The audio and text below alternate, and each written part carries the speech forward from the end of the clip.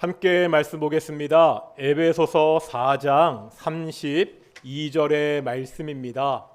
에베소서 4장 32절, 우리 한 절 말씀이죠. 우리 다 같이 한 절 말씀 봉독하겠습니다.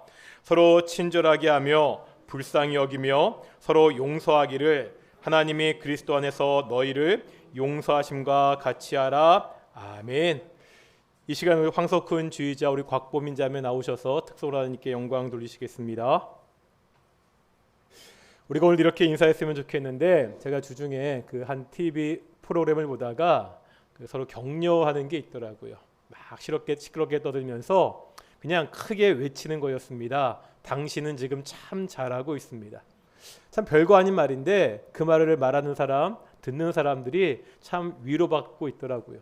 저 담임 목사로서 이제 코로나19가 계속 지속되면서 내가 뭐 하고 있는 건지, 내가 잘하고 있는지 참 의심되고 어려울 때가 많고, 우리 성도들도 그러실 텐데, 우리 예배당에 있는 모든 성도들, 또 우리 가정에서 예배하시는 분들도 우리 유튜브 채팅창에다가 우리 한번 앞뒤 좌우분들 보시면서 이렇게 좀 인사했으면 좋겠습니다. 당신은 지금 참 잘하고 있습니다. 한 번 더 하겠습니다. 우리 동인교회는 참 잘하고 있습니다. 아멘. 어떤 상황, 어떠한 환경 가운데서도 믿음을 가지고 참 잘하는 교회, 하나님이 기뻐하시는 교회가 우리 동인교회가 되기를 축원합니다.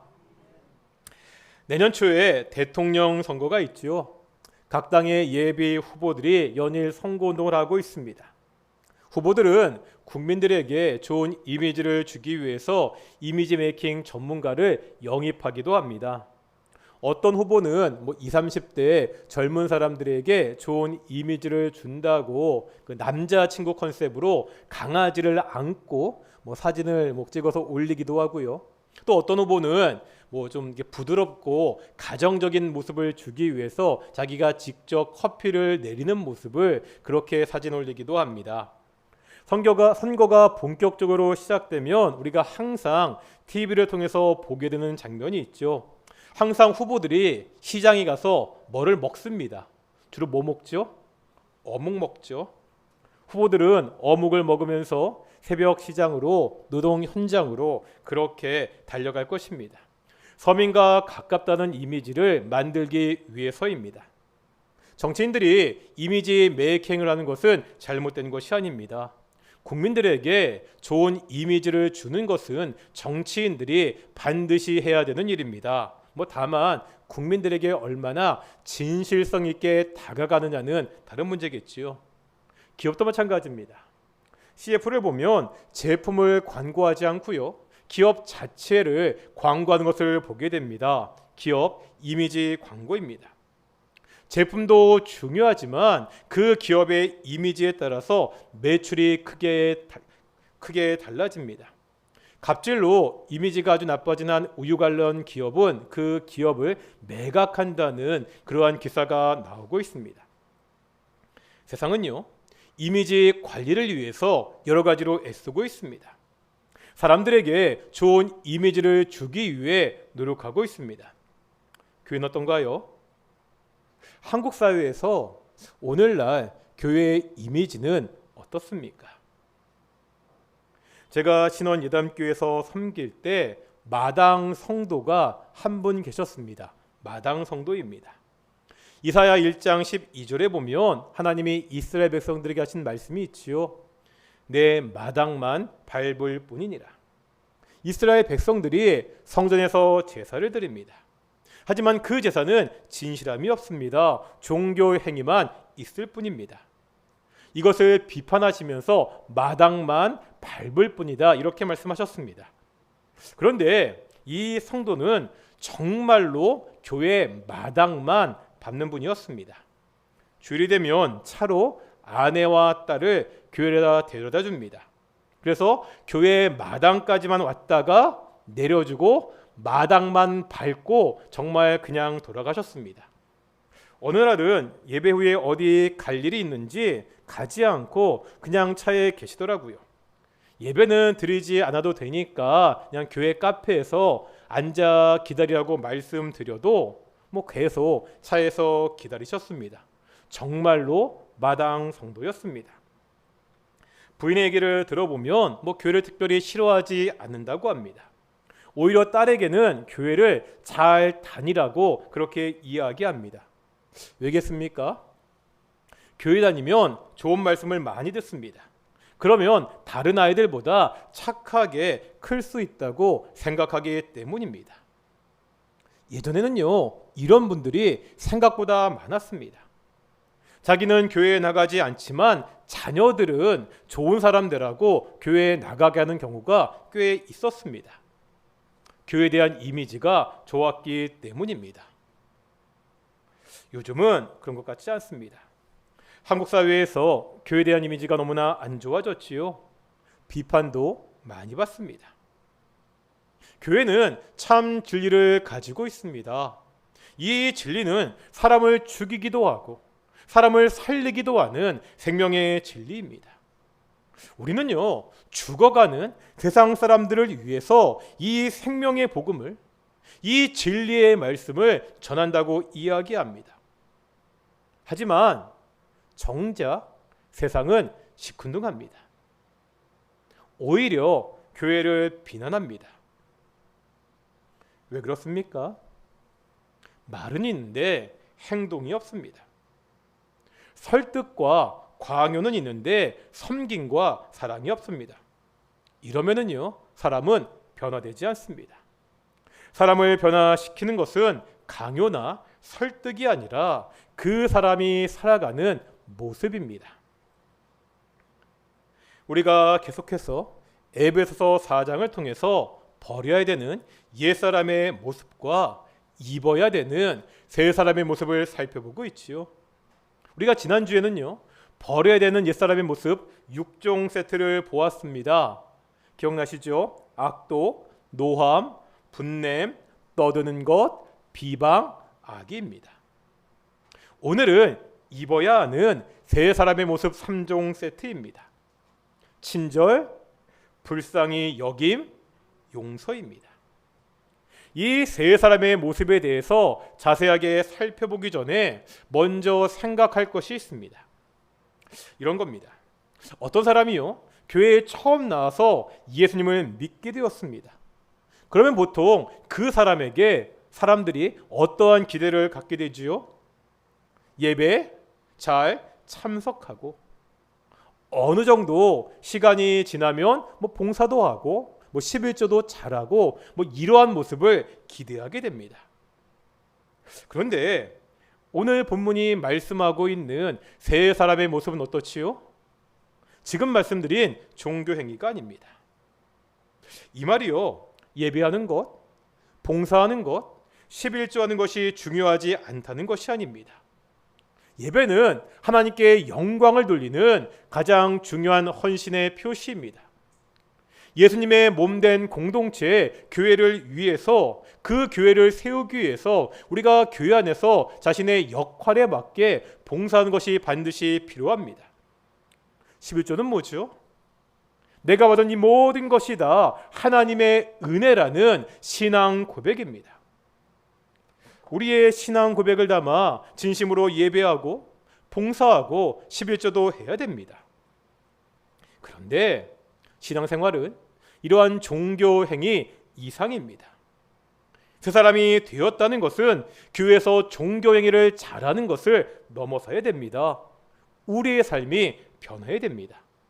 특히 다른 사람과의 관계입니다. 옛사람의 모습 6종 세트나 새 사람의 모습 3종 세트나 보면 다 다른 사람과 관계가 있는 것입니다. 예수님을 믿는다고 한다면, 내가 예수님 안에서 새 사람이 되었다고 한다면 삶이 바뀌어야 됩니다. 관계가 바뀌어야 됩니다. 다른 사람을 대하는 나의 태도가 변해야 됩니다. 내 삶의 모습과 태도가 바뀔 때 나를 통해서 다른 사람들이 그리스도의 복음, 이 십자가의 복음을 볼 수 있습니다. 코로나19 이후에 전도가 힘들어졌다는 말들을 많이 합니다. 사실입니다. 상황을 보면 앞으로 점점 더 힘들어질 것입니다. 어떻게 전도해야 됩니까? 어떻게 믿지 않는 우리의 가족, 이웃에게 복음으로 설득할 수 있지요? 말로 복음을 전하는 것을 넘어서 우리의 삶으로, 우리의 태도로 복음을 전해야 됩니다. 그럴 때 내 주변의 사람들이 이 복음으로 설득될 수 있습니다. 오늘은 우리가 보여줘야 되는 이 세 사람의 모습을 구체적으로 보겠습니다. 다시 한번 오늘 본문 32절 보실까요? 32절 같이 한번 읽겠습니다. 시작. 서로 친절하게 하며 불쌍히 여기며 서로 용서하기를 하나님이 그리스도 안에서 너희를 용서하심과 같이 하라. 아멘. 가장 먼저 어떻게 말씀하고 있죠? 서로 친절해라. 성도는 친절한 사람입니다. 이 말을 원어로 보면 좀 재미있습니다. 여기에 나오는 친절이란 말은 헬라어로요, 크레스토스라는 말입니다. 크레스토스. 그런데 헬라어로 그리스도가 크리스토스입니다. 그리스토스, 크레스토스 굉장히 발음이 비슷합니다. 다 같이 한번 사도행전 11장 26절 보실까요? 사도행전 11장 26절입니다. 신약성경 206페이지입니다. 신약성경 206페이지 사도행전 11장 26절입니다.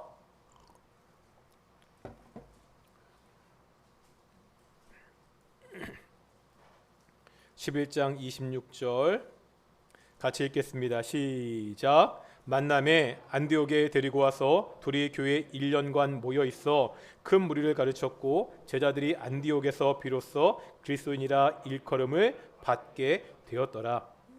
여기에 보면 안디옥 사람들이 초대교회 성도들을 부른 호칭이 나오고 있습니다.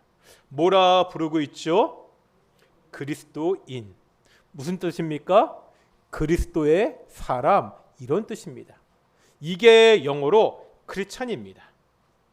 성도들은요, 자신을 소개할 때 그리스도인, 크리스천 이렇게 소개합니다. 다른 사람들도 성도들을 크리스찬 이렇게 부릅니다. 이렇게 듣고 부를 때마다 초대교회 성도들은, 크리스찬들은 생각하는 게 있습니다. 크레스토스, 무슨 뜻이죠? 친절입니다. 그리스도인은 그리스도의 사람입니다. 그리스도인은 동시에 친절한 사람입니다. 어떠시지요? 주변 사람들에게 친절하다는 평가를 받고 있으신가요? 우리 동익교회는 우리 지역 주민들에게 이 동네에서 친절한 이웃입니까? 참 무더웠던 올 여름 교회 앞에 시원한 커피와 생수를 두어 누구나 가져가게 했습니다. 대충 계산해 보니까 캠커피가 한 3,000캔 정도, 생수가 한 3,000병 정도 그렇게 나갔습니다. 그 위에 물티슈와 KF94 마스크도 같이 놓았습니다. 또 그 옆에 우산 대여대도 놓아서 비 오는 날 사용할 수 있도록 했습니다. 성도님들의 후원으로 어렵지 않게 섬길 수가 있었습니다. 교회 대문과 담장도 그렇습니다.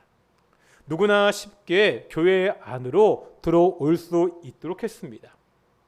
교회 마당에 CCTV가 있습니다.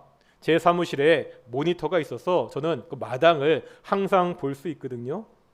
가끔 보면 지나가시다가 교회 마당에 들어와서 화단에 핀 꽃을 구경하고 가시는 분들이 있습니다.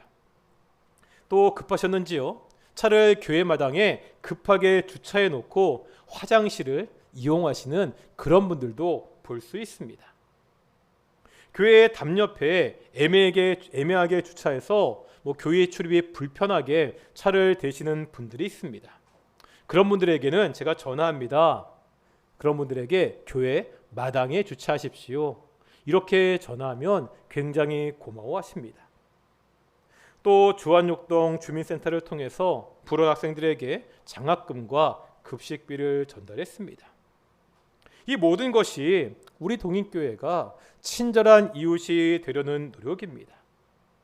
코로나19로 할 수 있는 것들이 제한되어 있지만 앞으로도 교회는 계속 이웃들에게 열려 있어야 됩니다. 주중에 비어있는 이 교회 공간들을 지역의 주민들과 나눌 수 있어야 됩니다. 물론 우리 교회도 쉽지 않은 상황입니다. 재정이나 인력이나 여러 가지 상황들을 볼 때 사실 할 수 있는 일들이 그렇게 많지는 않습니다. 그래도요, 우리가 할 수 있는 일들을 계속 찾아서 노력해야 됩니다. 우리 동인교회가 이 지역사회에 꼭 필요한 교회, 친절한 교회가 되어야 됩니다. 예수 그리스도의 이 십자가의 복음을 삶으로 보여주는 교회가 우리 동인교회가 되기를 축원합니다. 또 오늘 본문에 보면 입어야 되는 세 사람의 모습 두 번째가 나오고 있죠. 뭐라 말씀하고 있죠? 불쌍히 여기라고 말씀하고 있습니다. 불쌍히 여긴다. 나보다 못한 사람을 밑으로 아래로 보라는 말이 아니죠. 약하고 힘든 사람의 상황을 공감하고 같이 안타까워하고 아파하는 마음입니다. 이 마음은 예수님의 마음이기도 했습니다. 다 같이 마태복음 14장 보겠습니다.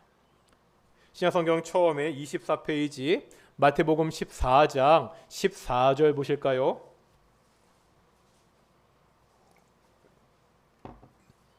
마태복음 14장 14절입니다. 같이 읽겠습니다. 시작. 예수께서 나오사 큰 무리를 보시고 불쌍히 여기사 그 중에 있는 병자를 고쳐 주시니라. 아멘. 지금 예수님 말씀을 들으려고 큰 무리가 예수님께 나왔습니다. 예수님은요, 그들을 보시고 불쌍히 여기셨습니다. 아픈 사람들, 병자들이 많았기 때문입니다. 그래서 그 중에 병자들을 고쳐 주셨다고 말씀하고 있습니다. 이제 한번 마태복음 20장 보실까요? 20장 30절입니다. 마태복음 20장 30절입니다.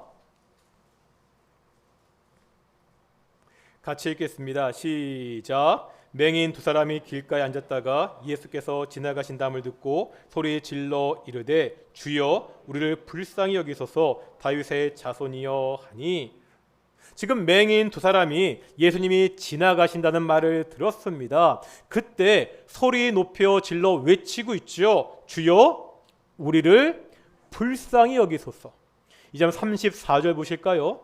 34절입니다. 시작. 예수께서 불쌍히 여기사 그들의 눈을 만지시니 곧 보게 되어 그들이 예수를 따르니라. 예수님이 그 외침을 듣고 그들을 불쌍히 여겨 고쳐 주셨다고 말씀하고 있습니다. 우리는 본래 모두가 불쌍한 자들이었습니다. 에베소서 말씀을 통해서 우리가 반복해서 살펴보았습니다. 예수님을 알기 전에 어떠한 자들이었다고요? 공중의 권세 잡은 자, 사탄을 따르던 자들이었습니다.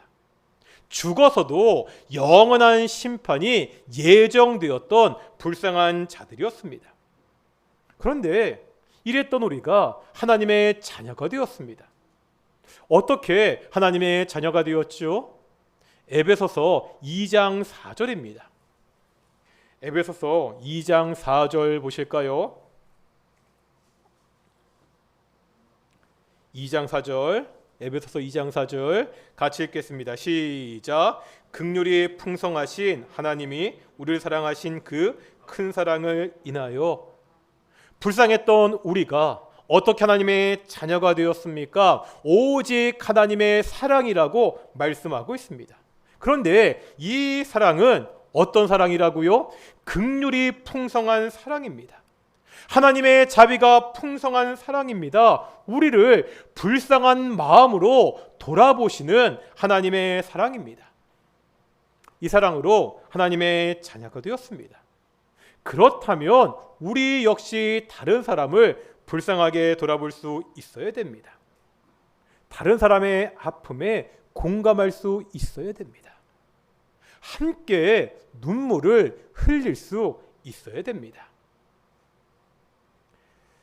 인간은 파충류와 같은 냉혈 동물이 아닙니다.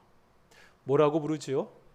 36도에 따뜻한 피가 흐르는 온혈 동물입니다. 그런데요, 예수님을 믿는 성도들은 여기에 한 가지가 더 있습니다. 우리 안에는 이 피 말고 우리를 위하여 십자가에서 죽으신 그 예수 그리스도의 뜨거운 사랑의 피가 함께 흐르고 있습니다. 이 사랑으로 서로 불쌍히 여기는 그러한 공동체가 되기를 소망합니다. 마지막으로 이렇게 말씀하고 있죠. 서로 용서해야 됩니다. 어떻게 우리가 서로 용서할 수 있습니까? 내가 특별히 성품이 좋은 사람이어서가 아닙니다. 내가 다른 사람보다 인내심, 참을성이 많아서가 아닙니다. 오늘 본문은 그 이유를 뭐라 설명하고 있죠? 어떻게 우리가 서로 용서할 수 있다고요? 하나님이 그리스도 안에서 용서했기 때문입니다. 하나님이 그리스도 예수 안에서 나를 용서하셨습니다. 이것을 잘 보여주는 예수님의 비유가 있지요. 마태복음 18장 23절 이하에 보면 임금에게 큰 빚을 지은 한 사람이 나오고 있습니다. 한 임금이 있는데 이 임금에게는 1만 달란트를 빚진 사람이 있었습니다. 결산할 때가 되어서 빚을 도저히 갚지 못하자 이 빚진 사람은 잡혀오게 됩니다. 이 사람은요, 도대체 이 빚을 갚을 여력이 없습니다. 이 사람의 꼴을 본 임금은 그 사람을 불쌍하게 여겨서 그 빚을 탕감해 줍니다. 여기서 얘기가 끝나면 해피엔딩입니다. 그냥 큰 은혜를 받은 사람의 이야기가 됩니다. 하지만 이야기가 여기서 끝나지 않죠. 그 다음에 어떤 일이 벌어지죠? 이 빚을 탕감받은 사람이 집으로 가다가 자신에게 빚진 사람, 100데나리온 빚진 사람을 만나게 됩니다. 이 동료는 탕감받은 사람에게 조금만 참으면 갚겠다고 사정합니다. 그런데 어떻게 하죠? 이 탕감받은 사람이 이 사정을 외면하고 그 빚진 사람을 옥에 가두게 됩니다. 이를 보고 있던 다른 동료들이 임금에게 이를 알립니다. 그러자 임금이 그 빚을 탕감해 준 사람을 다시 불러 악한 종이라고 책망하고 옥에 가두는 것으로 비유가 끝나게 됩니다. 우리가 이 비유를 보면 두 개의 숫자가 나옵니다. 1만 달란트와 100데나리온입니다. 1만 달란트 빚진 사람이 가다가 100데나리온 빚진 사람을 만났습니다. 이 사람은요, 자신에게 100데나리온 빚진 사람을 용서하지 못해서 다시 옥에 갇히게 됩니다. 이 비유를 보면서 쉽게 이 사람을 비난합니다. 자기는 큰 용서를 받았으면서 작은 것은 용서해야 되지, 이렇게 쉽게 말하기도 합니다. 그런데 생각해 보겠습니다. 100데나리온은요, 결코 작은 돈이 아닙니다. 아시죠? 말씀드린 적이 있습니다. 1데나리온이 얼마나 되는 돈이라고요? 당시 하루 1당입니다. 그러면 100데나리온은 100일 동안 일한 인건비입니다. 지금으로 환산하면 쉽게 일당 10만 원을 잡으면은요, 100데나리온은 얼마가 되는 거죠? 1000만 원입니다. 1000만 원이 작은 돈입니까? 큰 돈입니다. 이런 면에서 우리가 교회에서 조심해야 됩니다. 우리가 교회에서 자기도 모르게 쉽게 이렇게 말할 때가 있습니다. 그런 것 가지고 그러냐? 그냥 용서해줘. 사람이 째째하게 굴지 말고 그냥 한번 봐주면 되잖아. 이렇게 이해하기에는 안 됩니다. 다른 사람이 볼 때는 별것 아닐 수 있습니다. 하지만 본인에게는 그 일이 정말로 큰 상처일 수가 있기 때문입니다. 탕감하지 못하는 100데나리온의 짐을 그 마음속에 깊이 두고 있을 수 있습니다. 다른 사람들을요, 용서하는 것은 결코 쉬운 일이 아닙니다. 그럼에도요, 예수님의 비유에서 100데나리온을 탕감해 주지 못한 사람은 결국 감옥에 갔습니다. 왜 감옥에 갔지요? 100데나리온이 별것 아닌 돈이기 때문이 아닙니다. 째째하게 그 정도도 용서하지 못해서가 아닙니다. 이 사람의 문제는 뭐죠? 내가 얼마나 큰 용서를 받았는지를 잊어버렸습니다. 이 사람이 임금에게 얼마를 빚졌다고요? 1만 달란트입니다. 10,000달란트는 얼마나 되는 돈이죠? 아까처럼 따져보겠습니다. 1달란트는 6,000데나리온입니다. 아까 1데나리온을 얼마로 잡았죠? 10만 원. 그럼 6,000데나리온은 6,000 곱하기 10만 얼마죠? 계산되십니까? 6억입니다. 여기서 안 끝나죠?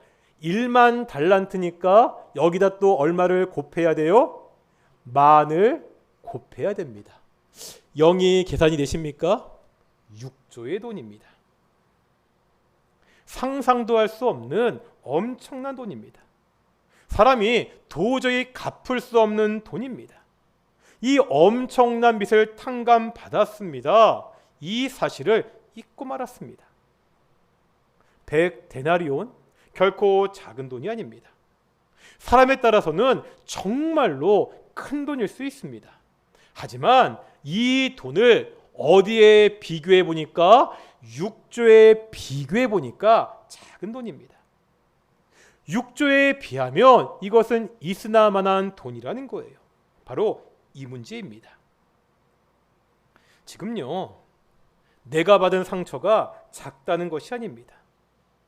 상대방이 나에게 했던 그 행동이 별것 아니다, 이런 문제가 아닙니다.